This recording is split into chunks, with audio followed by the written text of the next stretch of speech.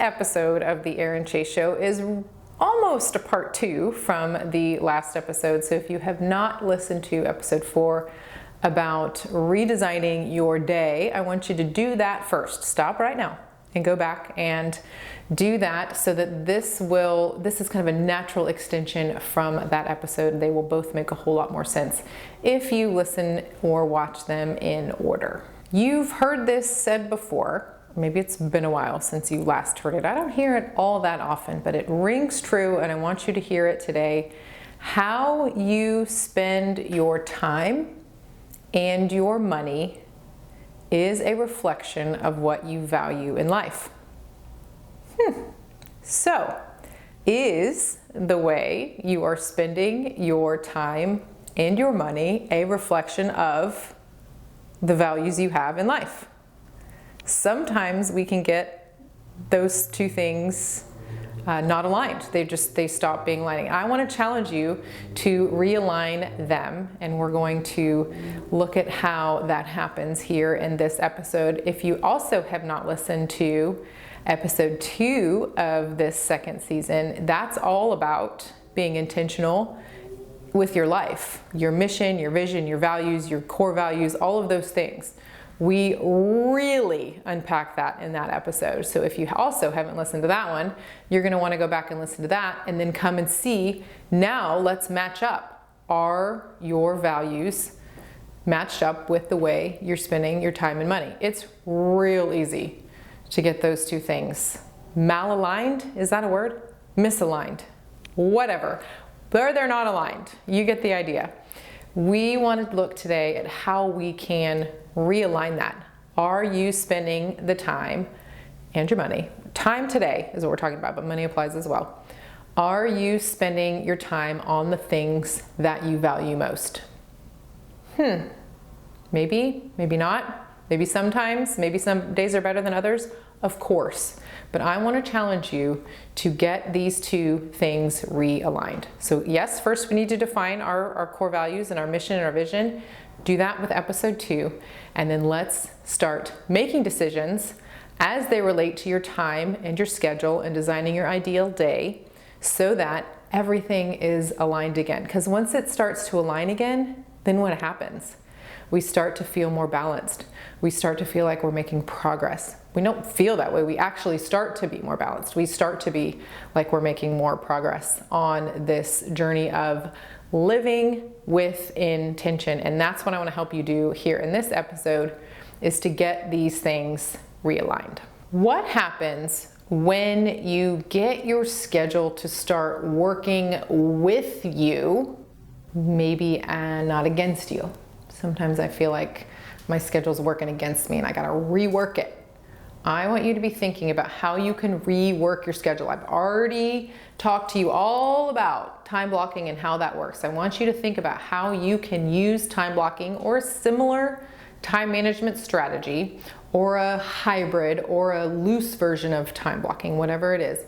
I want you to figure out how you can get your schedule to be working with you. Because when your schedule's working with you and it's working with your priorities and it's working with your goals, then what starts to happen? Everything starts to match back up, everything starts to realign, the balance starts to happen, your productivity starts to increase. All of those things will fall in line together, and you will start to see the changes and the results and the progress that you are looking for. We have our schedule working for us. We also want to change the way we think about time. How many times a day do you think you tell yourself, I don't have time for that? If you're listening to this, you can't see me like really opening my eyes to be like, yeah, we tell ourselves that a lot. And we don't even realize we're telling ourselves that. And we talked about this in the last episode, but I want to help you shift from thinking, I don't have time for that. When am I going to get that done? I'm such a failure because I can't complete this particular task or project, or I just can't do it. I can't turns into I won't, and then it never happens, and you can't accomplish and realize the things that you are here to accomplish. So let's flip that. We need to flip the script. Flip the script. That's a thing, right? Flip the script on what we're telling ourselves about time, because then we will start to see magical things happen. And again, we talked about this in the last episode. What happens when we start to get protective and set boundaries around our schedule? All kinds of magical things will start to happen. And I can't wait to hear what those are for you. I've shared some examples, mostly in the last episode, of what's happened for me and things we've been able to accomplish, both in our family and as well in my work life. But I want to know what happens when you flip that script in your mind about time. I want to know what happens when you set up a time block day and you actually make a big, giant leap towards achieving that particular goal. I want to know. I want to hear about it. Please reply to an email or come find me on Instagram or Facebook and let me know. I want to hear it. Please let us know. You can also leave a comment on the podcast or on the YouTube video as well, because I want to help celebrate your wins and your successes as it relates to time and time management and making the most of the 24 hours that we have in a day. Let's think about the schedules that we need to consider in all of this, because it's maybe more than you think. Or maybe by breaking it down like this, it might feel a little bit less overwhelming to you. So first of all, your schedule, your own schedule, like your schedule, your routines, your time is, I would argue, the most important. You got to take care of yourself. You got to get yourself set up for success. That doesn't mean we're leaving everybody else out. We're not. But your schedule is one layer of your time that you need to consider. The second is going to be your marriage or your partnership or whatever relationship you're in. That's going to be the second one that you're going to need to consider. And, what does that look like if you have children as co-parents? What does that look like as, both working or one working, not working? Like thinking about how you can get both of your schedules working for you and not against you. I feel like a lot of the friction in our marriage is related to scheduling. I don't want to say conflicts, but maybe miscommunications, and how that can create extra friction. And so being super open and communicative with your partner about your schedules, I think, is a great place to keep open as far as communication goes. And then another schedule, another layer to your time you need to consider is your children's time. And this, definitely changes and evolves over the years as they grow. Children, as babies and toddlers, are very demanding of your time, and you are in a very sacrificial place when it comes to giving up your own time and schedule and able to provide for their own. But that changes as they get older, and it shifts around to a chaos coordinator. We love that t-shirt when we see it floating around. Also a mom Uber, if you will. And so it does change, but you need to consider, how you're meshing all of these schedules together. Other schedules, obviously a work schedule, a volunteer schedule, whatever other priorities that you have in your life. You want to make sure that you are properly attending to all of these schedules. And again, making them work for you and with you, making them work within your marriage or partnership, with your parenting and with your children and all the things that they have going on. So you want to make sure that you are creating the right space and balance and making sure everything is lined up well so that you can achieve your goals, your kids can achieve the things they need to achieve or complete the tasks or projects they need to complete. And then of course all the other activities, things that come along with working all of these schedules. Think about them in layers and how they can all fit together, and then how you can put those physically into your day in sort of a time blocking strategy. When I'm able to fit them all together well, we have a great week around here. Is it always a great week around here? No. But when they are fit well together, when they are aligned, when we are all on the same page, we have group texts, all 6 of us, even the 7-year-old is on the group text because he needs to know what's going on. He gets a little alert on his iPad. So he knows. And it is, by the way, the cutest thing when he texts back, because he's a little bit limited in what he can text back. He's not quite old enough to be all up in the group chat, but oh, it's the cutest when he does reply. Okay, side note, on our family group text, by the way, that's been very transformative. I highly recommend it. You'd be surprised at what your young kiddos can do if you want that. He has his iPad for some playing time and also for the random group text that we send to the entire family. Family group chats aside, let me speak to something that I think we're ready to hear this. I think early on maybe I wasn't ready to say this and you weren't ready to hear this, but I am recording this a couple months into the pandemic and social distancing situation that we find ourselves in, and I think, and I hope you'll see it this way too, that this season has really given us a gift. And it's given us a gift of, once we kind of work through all the emotions and get through the grief, I think that it's given us the gift of time, and it's given us the opportunity to reevaluate how we do life. Literally, we've all been sent to a halt. Everything halted, right? That's a gift, and that we get to reevaluate. Is this something that we need to continue to do? Does this particular set of activities align with my or our family's values or our mission?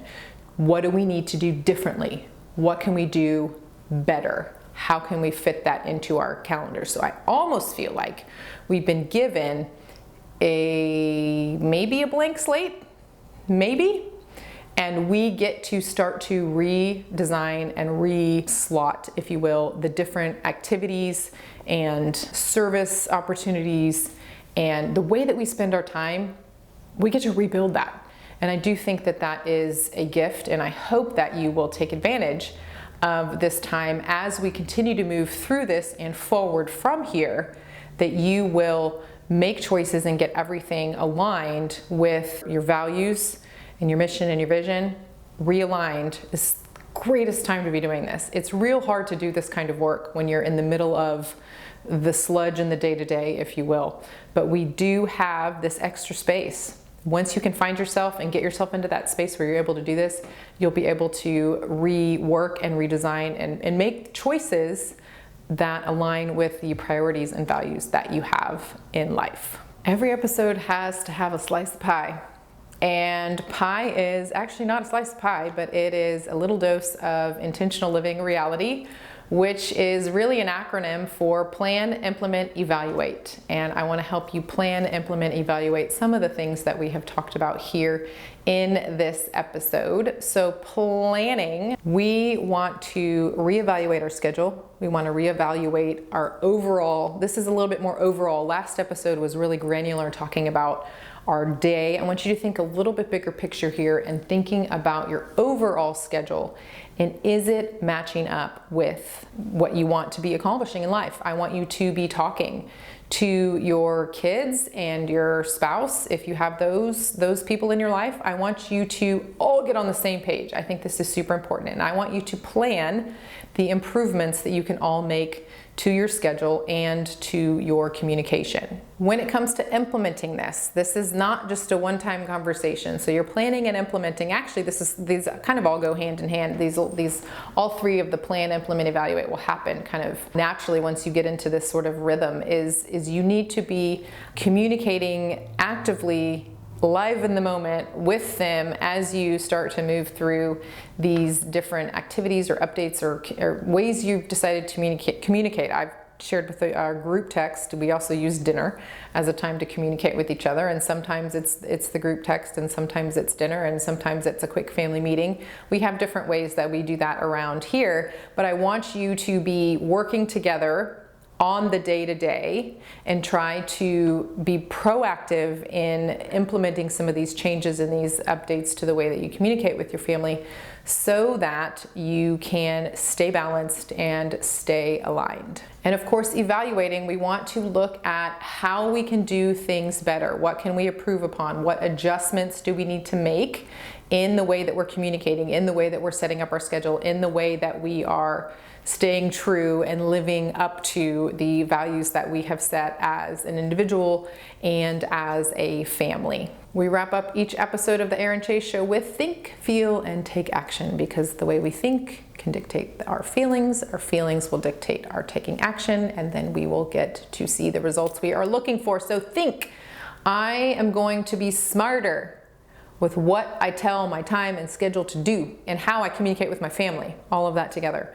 I want you to think positive and proactively about your time and the way you are spending it, the way you're building out your day, and the way you are building out your schedule. Because when you do that, you will start to feel aligned again with your mission and your vision and your values, and you will start to feel that forward moving progress. Fast progress is what we are after here in this intentional living journey. And take action. We want to think differently about the way we do our time. We want to start to realign with our vision, and taking action is going to be taking a look at the things you are actually doing. Like, look back at your planner or your calendar last week. What needs to get removed? What are you doing or not doing that you should or shouldn't be doing? Now is a great time to be doing that. Like I said, in this, at least right now when I'm recording this season of kind of it's like a life timeout, straight up a timeout from life right now. So I want you to be thinking about how you can be spending your time now, but also planning your time as we start to, move forward through all of this and move back towards our whatever the regular life is. I think I almost forgot what that looks like, and making sure that your schedule and the way you're spending your time is in fact aligned with the values that you have in life. That brings us to the end of this episode about time and schedule. Again, this is kind of a two-parter. We have the time blocking, and then we have all that we have talked about here with being intentional and aligning your schedule to your values. If you have not yet subscribed to the Erin Chase Show, I would love for you to do that, be it on YouTube or in your favorite podcast player. We also want to hear from you. You can leave a comment or a review of the podcast or a comment on the video. You can also email us back. Just hit reply to any email that comes from the Erin Chase Show. You can also get the worksheets. We have an action plan and worksheet with each episode here in season 2, and you can visit erinchase.io/podcast and download the season 2 worksheets and do all the things we talk about. We're gonna think, feel, and take action, and take some notes on all the podcasts that we have here. I do believe pencil to paper will help you with processing all of this and help get you started with some of the things that we talk about in each episode. All right, my intention-seeking friend, it's bye for now, and we'll talk again soon.